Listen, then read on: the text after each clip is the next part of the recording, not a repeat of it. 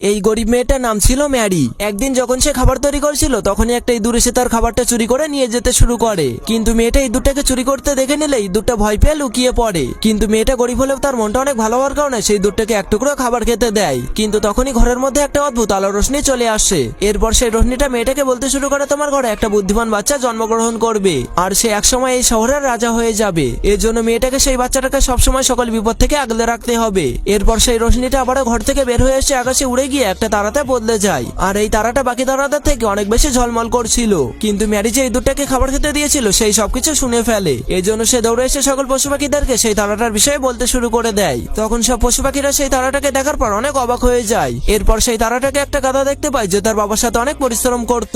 তখন সে তার বাবাকে বলতে শুরু করে এই তারাটা তার ভাগ্যকে বদলে দেবে। এরপর কি হবে সেটা দেখতে চাইলে চ্যানেলটা সাবস্ক্রাইব করে কমেন্টে পার্ট 2 লিখে জানাবে।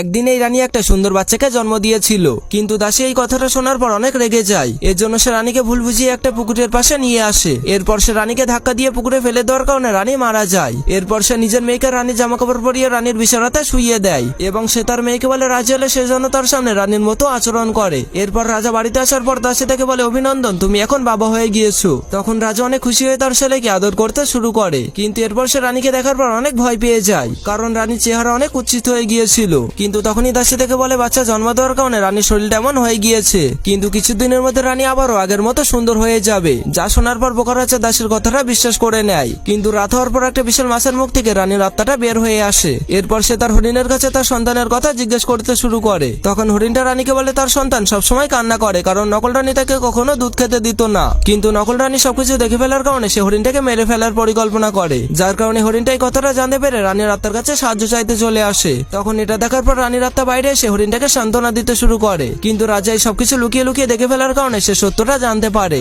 যার কারণে রাজা সেই শয়তান দাসী থেকে একটা অন্ধকার কূপে বন্দী করে দেয়।